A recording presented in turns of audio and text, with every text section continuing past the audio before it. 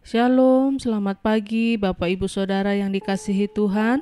Salam sejahtera buat saudara semua dimanapun berada. Pagi ini kembali saya mengajak Bapak Ibu Saudara untuk bersaat teduh dan berdoa dalam renungan penuntun kehidupan setiap hari. Kiranya damai sejahtera dan sukacita oleh Roh Kudus senantiasa melimpah dalam hati dan kehidupan kita semua. Sebelum memulai segala sesuatu, mari siapkan hati dan pikiran kita untuk kita menerima firman Tuhan yang akan menjadi penuntun dalam kehidupan kita sepanjang hari ini. Tema firman Tuhan untuk pagi ini adalah mengampuni. Ayat bacaan kita terdapat di dalam Injil Matius pasal yang ke-6 ayat 14 dan 15. Demikian firman Tuhan. Karena jikalau kamu mengampuni kesalahan orang, Bapamu yang di surga akan mengampuni kamu juga. Tetapi jikalau kamu tidak mengampuni orang, Bapamu juga tidak akan mengampuni kesalahanmu. Saudaraku yang kekasih di dalam Tuhan, bicara pengampunan itu adalah sebuah pilihan. Kita mau atau tidak mau untuk mengampuni bukanlah sebuah paksaan. Keberhasilan iblis dalam mengintervensi kehidupan orang Kristen sebagian besar terletak pada hal pengampunan ini. Tanpa kasih Tuhan dalam hidup kita, rasanya suatu hal yang mustahil untuk dapat mengampuni orang yang bersalah kepada kita. Ada satu kisah yang sangat menarik dalam Alkitab, yaitu pada waktu seorang raja hendak mengadakan perhitungan dengan hamba-hambanya. Terdapat di dalam Matius 18 ayat 23 sampai 33. Di situ dikatakan oleh karena rasa belas kasihannya raja membebaskan dan menghapuskan hutang hambanya. Namun kemudian hamba itu bertemu dengan seorang hamba lain yang berhutang kepadanya. Seharusnya hamba itu melakukan hal yang sama, yaitu menghapuskan hutang rekannya tersebut. Tetapi ternyata tidak demikian. Bahkan sebaliknya ia menangkap, menyiksa dan memasukkan temannya itu ke dalam penjara. Mendengar hal itu, raja menjadi murka, kemudian menyuruh orang untuk menangkapnya dan menyerahkannya kepada algojo-algojo untuk disiksa. Nah, saudaraku, berdasarkan kisah ini kita akan belajar ada beberapa alasan mengapa kita harus mengampuni. Yang pertama, tentunya supaya iblis tidak diuntungkan. Mengapa Allah memperingatkan agar kita mengampuni orang lain? Hal itu Allah lakukan supaya iblis jangan memperoleh keuntungan atasnya. Kepahitan itu berawal dari sebuah kekecewaan.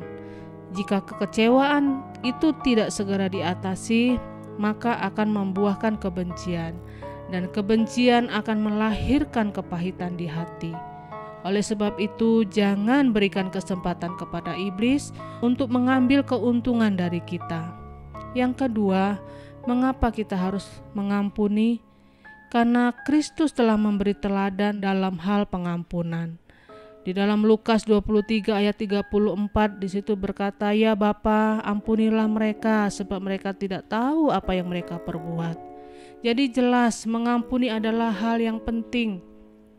Pengampunan itu berawal dari atas salib dan terus mengalir di tengah-tengah gerejanya. Jadi sesungguhnya mengampuni adalah hal yang mutlak bagi kita.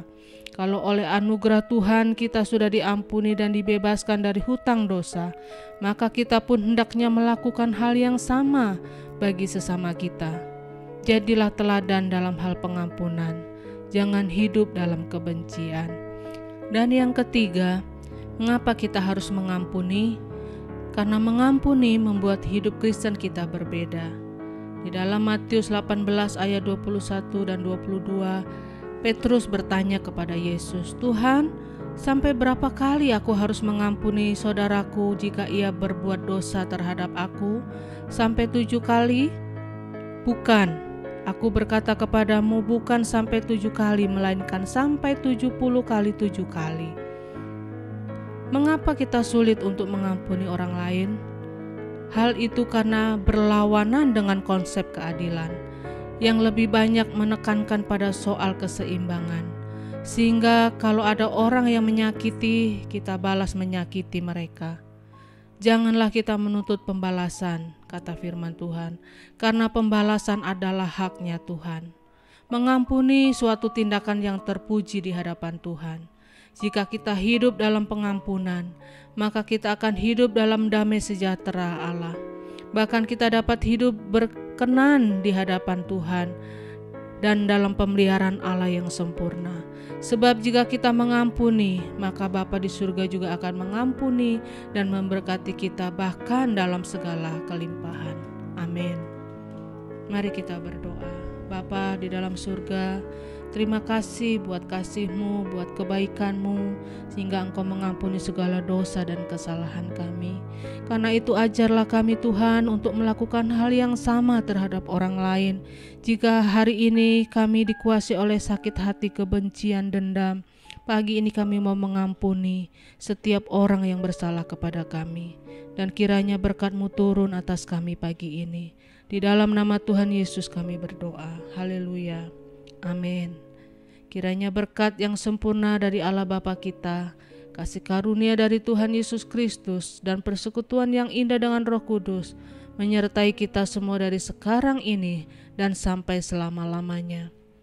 Maju terus dalam tuntunan Tuhan, tetap semangat, sampai jumpa esok hari dan Tuhan Yesus memberkati.